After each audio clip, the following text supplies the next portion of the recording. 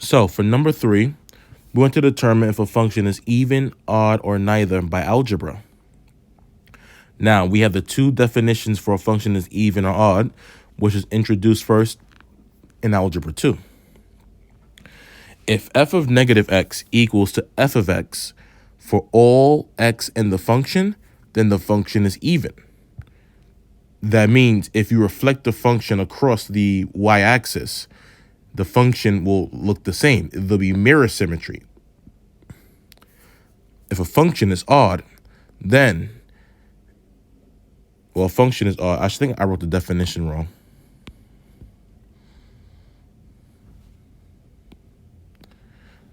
So f is even, f is odd. If a function is odd, then f of negative x equals to negative f of x. That means that the function has turn symmetry, or it is symmetrical in respect to the origin. Now, and also we explored what symmetry looked like that as well in a previous lesson. Now we're going to apply the algebraic definitions. So the easiest test is the first C, if it's even, test for even. So let's test for even. We're going to substitute negative x in for every x. So f of negative x equals to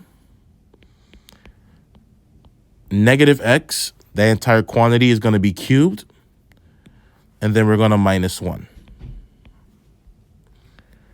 Well, we should know that negative x to the third power is just multiplying negative x by itself 3 times. Negative x times negative x times negative x. Negative times a negative is a positive. Positive times a negative is a negative. X times x is x squared. X squared times x is x cubed. So that's f of negative x. That's going to equal to negative x cubed. And then you're going to bring down your minus 1.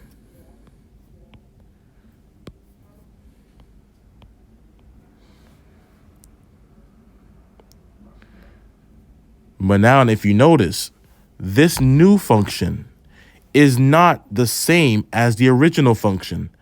This function here does not equal to f of x, because this function does not equal to f of x. F is not even. The function is not an even function.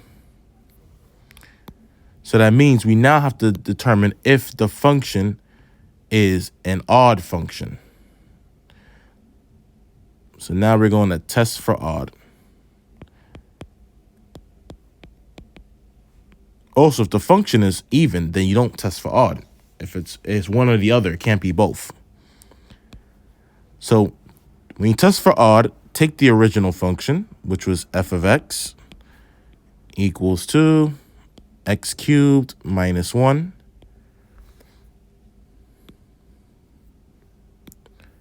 What we're going to do is, with the original function, I'm going to rewrite it down here.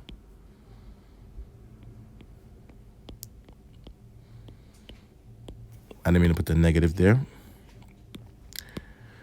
We have to find f of negative x. Sorry, rather, we have to find negative f of x. We already found f of negative x in the previous step. To find negative f of x, we're going to multiply both sides of our function by negative 1.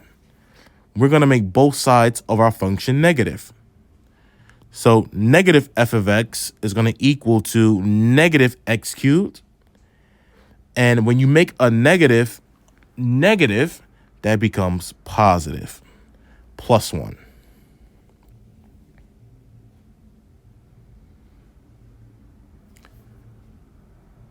But once again, go back to the definition for odd. It says f of negative x has to equal to negative f of x. But negative f of x does not equal to these are not equal to each other. So that means the function is not odd.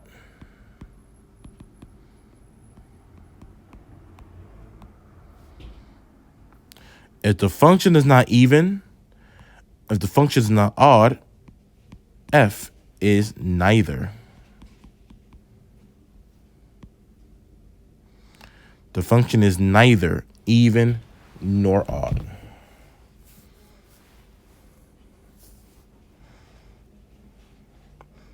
And that is it for number 3.